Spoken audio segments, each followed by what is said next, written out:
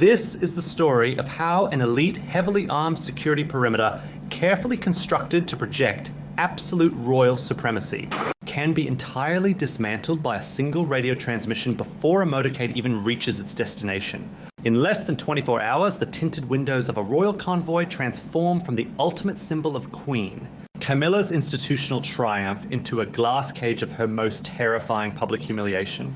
What transpired on a quiet stretch of a private London thoroughfare was not a chaotic security threat or a dramatic police chase, but a cold, clinical execution of state protection protocol. Sitting entirely exposed in the back of a halted vehicle, stripped of the flashing blue lights and the armed outriders of the Metropolitan Police, Camilla's inner circle faced the devastating realization that their taxpayer-funded shields had been systematically revoked. They realized that against the unyielding financial and security governance of the Crown, they actually command no true authority. What appeared to be a routine traffic delay was in reality a total dismantling of her carefully manufactured shadow court, delivering a message that was as silent as it was brutal. In this video, we are going to unpack the secret administrative power grab that triggered one of the most ruthless internal containment strategies the modern monarchy has ever witnessed. We will examine the hidden paper trail Camilla created when she attempted to secure permanent, highest level state-funded armed security and elite motorcade privileges for her non-royal children, actively bypassing the stringent assessments of the government's protection committees. We will look at exactly how Prince William and Princess Anne intercepted this unprecedented maneuver using the cold, unyielding machinery of the state's security apparatus to execute a silent, devastating retaliation. What viewers noticed in the sudden disappearance of royal outriders surrounding her family was not an accidental oversight or a budget cut, but forensic proof of a shifting power dynamic. By the end of this account, you will understand how the illusion of absolute power can be completely shattered by a revoked security clearance and a deactivated police radio, leaving a consort to realize that she owns absolutely nothing. To truly comprehend the magnitude of this structural collapse, we must first look at the towering illusion of supremacy Camilla had successfully manufactured over a 30-year game. For 3 decades, the global audience watched what appeared to be the most sophisticated public relations rehabilitation in history, navigating her transition from the deep shadows of public scandal to the absolute apex of the British social hierarchy. Behind the glittering diamond tiaras and the heavily curated press releases, her psychological objective was never merely about gaining public acceptance, it was about achieving absolute, impenetrable institutional permanence. Over the decades, we witnessed what appears to be the systematic, quiet erasure of Princess Diana's legacy through the gradual replacement of traditional courtiers, the subtle rewriting of palace history, and the consistent, aggressive push to elevate her non-royal children into the permanent fabric of the court. Camilla operated under the profound, unwavering belief that because she held total control over the heart and decisions of King Charles, she inherently wielded the executive authority of the monarchy itself. She mistook the king's personal devotion for unyielding constitutional power and state jurisdiction.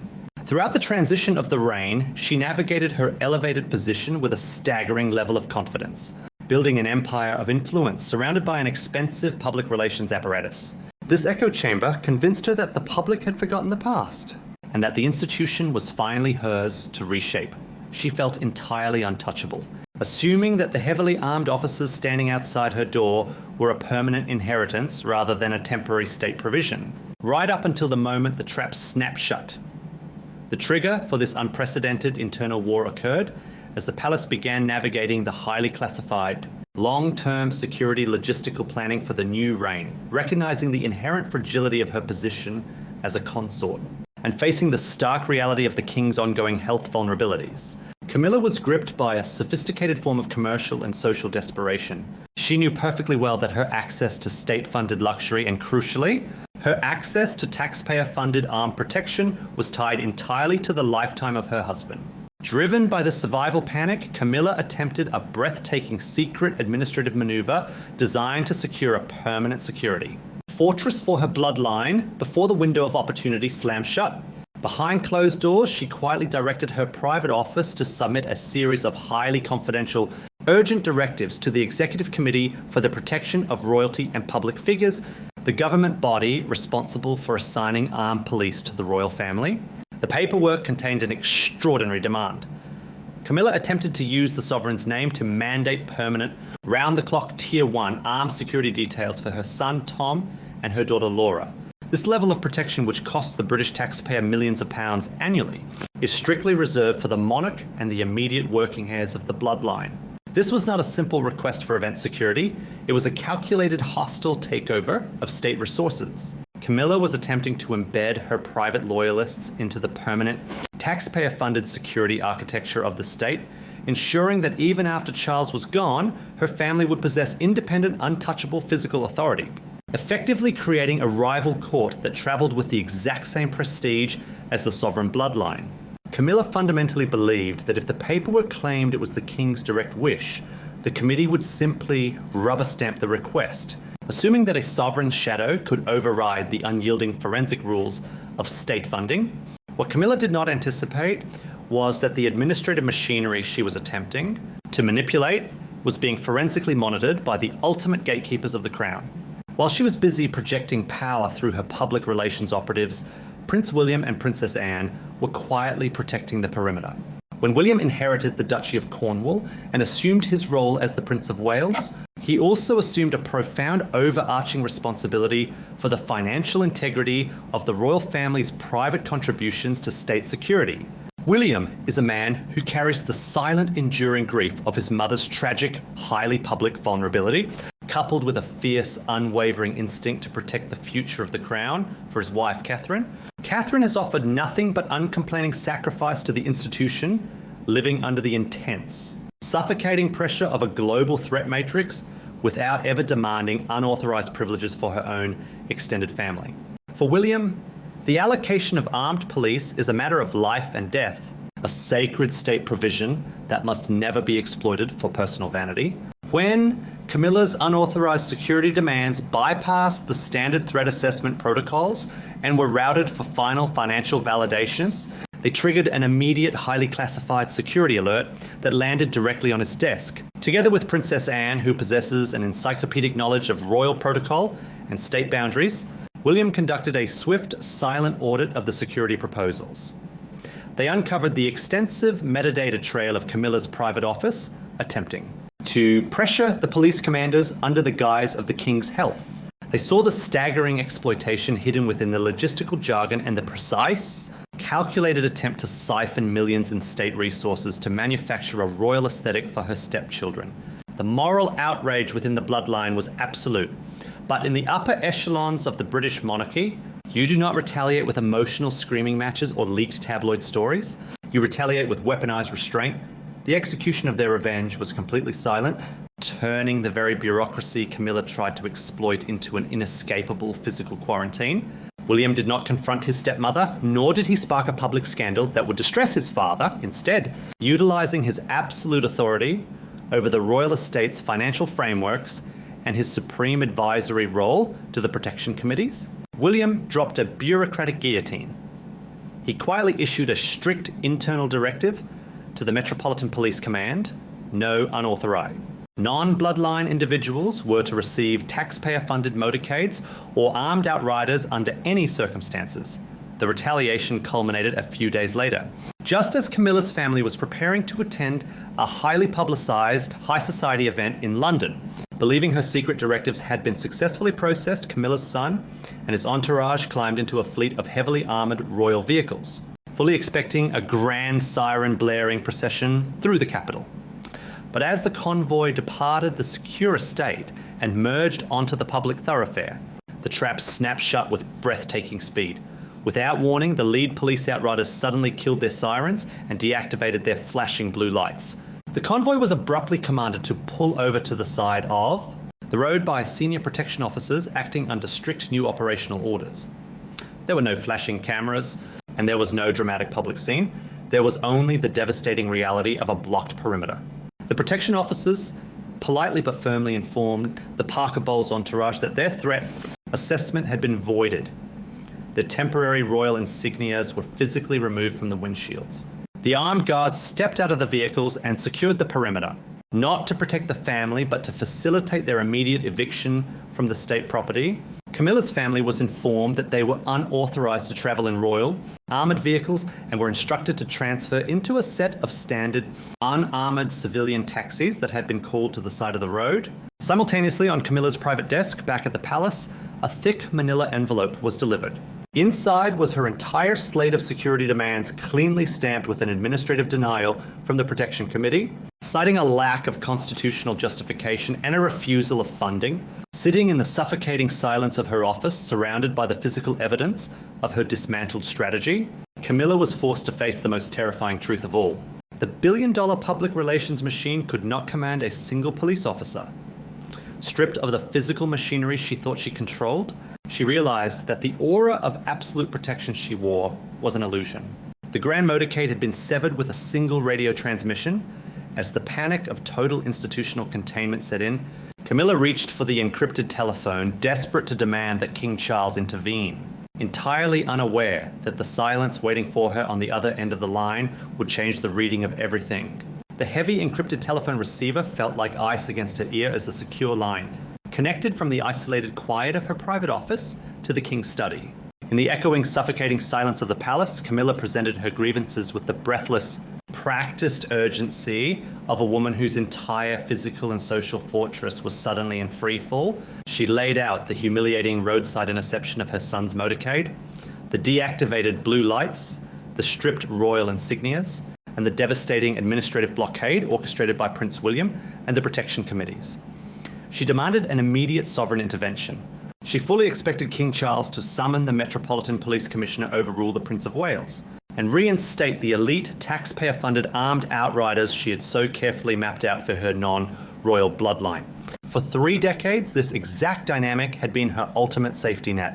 Charles had fractured his relationship with the British public, fundamentally dismantled the institution's popularity, and absorbed immense global criticism, all to ensure she would one day wield the absolute executive power of a queen. But that is where the narrative shifts completely, not because of a grand, dramatic argument across the secure line, but because of a devastating, unyielding silence. King Charles did not summon his aides to issue a royal countermand. He did not order the protection commanders to reinstate the armored vehicles. Instead, he met his wife's frantic demands with a heavy, agonizing exhaustion that carried the absolute weight of the monarchy's financial and constitutional future. The king's silence was not a sign of a husband's indifference. It was the profound, calculated concession of a reigning monarch who had just been forced to face the harsh reality of his own shifting reign and his own vulnerabilities. Charles understands what Camilla refuses to accept. The survival of the House of Windsor no longer depends on the ambitions of the present, but on the unshakable, legally binding financial stability of the future, a future entirely managed by Prince William. By refusing to intervene, the king quietly validated the administrative guillotine that William and Princess Anne had dropped. He signaled to the entire palace apparatus and to the government officers monitoring the security budgets that the true governing authority over the sovereign's physical footprint had already transitioned to the Prince of Wales. Intervening to protect Camilla's private network now would mean declaring a public institutional war against his own heir and the state security apparatus, risking a catastrophic scandal over taxpayer exploitation. In that agonizingly quiet conversation, Charles chose the monarchy over her. He chose the survival of the bloodline, and in doing so, he left Camilla sitting in her office, facing the terrifying realization that her ultimate shield had just dissolved. This devastating silence exposes the raw, fragile underbelly of what can only be described as Camilla's profound commercial and social desperation. To the outside world, she steps out of armored limousines surrounded by armed officers, creating the glittering illusion of absolute impenetrable power. But the cold, economic and constitutional reality of the British monarchy is that she actually owns nothing.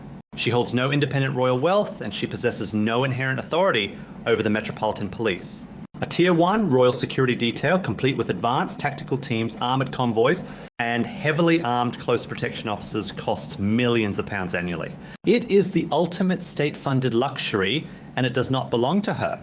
Her frantic attempt to secure permanent taxpayer-funded armed status for her non-royal network was not a mere vanity project.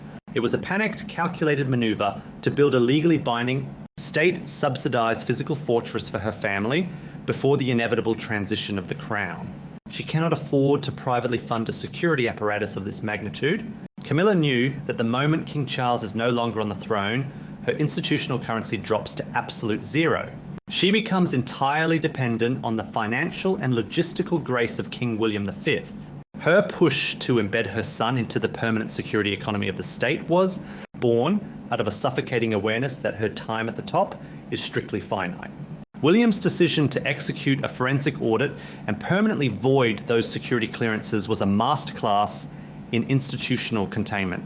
He weaponized the bureaucracy of the state protection committees to lay bare her financial vulnerability, revealing that without the explicit approval of the Prince of Wales and the validation of the government, her personal empire is completely insolvent and physically exposed.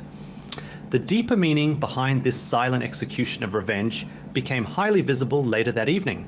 The intercepted motorcade was not just a logistical failure for Camilla's team. It was the ultimate visual representation of an institutional quarantine. As Camilla's family finally arrived at their high society event in London, stepping out of standard unarmoured civilian taxis rather than the grand siren-blaring royal convoy they had anticipated, the subtle details of this shifting power were instantly visible to the elite attendees. The whispers moving through the ballroom confirmed what the palace insiders already knew. The aura of absolute untouchability surrounding the Parker Bowles family had been shattered.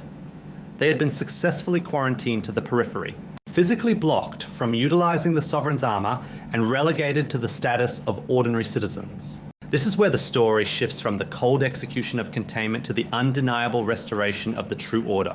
As Camilla's borrowed physical power evaporated, Catherine, the Princess of Wales, retained her rightful place with an effortless, quiet dominance. The contrast between the two women could not have been more stark, and the institution knows exactly who holds the true power. Catherine has never needed to submit unauthorized memorandums to the protection committees to secure her extended family's physical legacy. Her parents and siblings navigate the world with quiet dignity, never demanding taxpayer-funded outriders or armoured fleets to project authority. Catherine herself commands the highest level of state protection, not through manipulation, but because her power is rooted in uncomplaining sacrifice, flawless execution of duty, and the unshakable legitimacy of being the mother of the future king. When Catherine travels, the state protects her because she is the very future of the state. Her influence is authentic, earned through years of silent endurance and absolute loyalty to the crown. By ensuring that the security integrity of the monarchy remains untainted by Camilla's private overreach, William was doing more than protecting the government's policing budgets. He was offering a silent, devastating defense of his mother's legacy, proving that the true physical protections of the institution belong exclusively to the rightful heirs. For years, William has watched the quiet, systematic attempts to elevate Camilla's family to the exact same visual status as the bloodline royals. By fiercely guarding the sovereign's security protocols, William guaranteed that the prestige of the crown will be preserved. He ensured that Catherine and her children will never have to share their highly sensitive security perimeters with a manufactured state-funded shadow court. It was not an act of petty vindictiveness. It was the ultimate silent restoration of order, executed through the undeniable permanence of institutional protocol. Palace courtiers, government security advisors, and Metropolitan Police commanders possess an exquisite radar for where the true authority lies. And they have already begun shifting their allegiances entirely toward Prince William and Princess Anne. The message has been sent through 1,000 minor logistical updates. Those who align themselves with Camilla's private territorial ambitions will find themselves locked outside the corridors of true state protection. Ultimately, this extraordinary internal reckoning resonates far beyond the heavy doors of an armoured vehicle because it validates a fundamental truth about power and legitimacy. It demonstrates that the ancient organism of the British monarchy cannot be permanently hollowed out by clever public relations, nor can its highest state protections be hijacked through emotional manipulation. The crown protects its assets, its history, and its bloodline at all costs. Camilla believed that by outlasting her critics and securing the title of queen, she had achieved absolute permanent victory. She thought she had conquered the institution and secured the keys to its ultimate defenses. But she failed to recognize that true royal authority cannot be taken by storm or secured through administrative tricks. As she sat in the quiet luxury of her office, looking at the denied security requests that contained her dismantled future, the grand illusion vanished completely. She may still ride in the armoured cars for now, but everyone inside the palace, and soon everyone in the world, knows the truth. The trap has snapped shut. The boundaries of the estate have been permanently redrawn. The reign of the Shadow Court has been entirely dismantled, leaving behind only the cold reality of a consort who is merely a temporary guest in a house she sought to rule, and the undeniable truth that the era of Prince William has already begun. Thank you for exploring this deep dive into the hidden power dynamics and security protocols of the British monarchy. If you found this forensic analysis compelling, please consider subscribing to the channel and leaving a comment below with your thoughts on Prince William and Princess Anne's decisive retaliation. Your engagement helps us continue to uncover the unspoken truths behind the palace walls.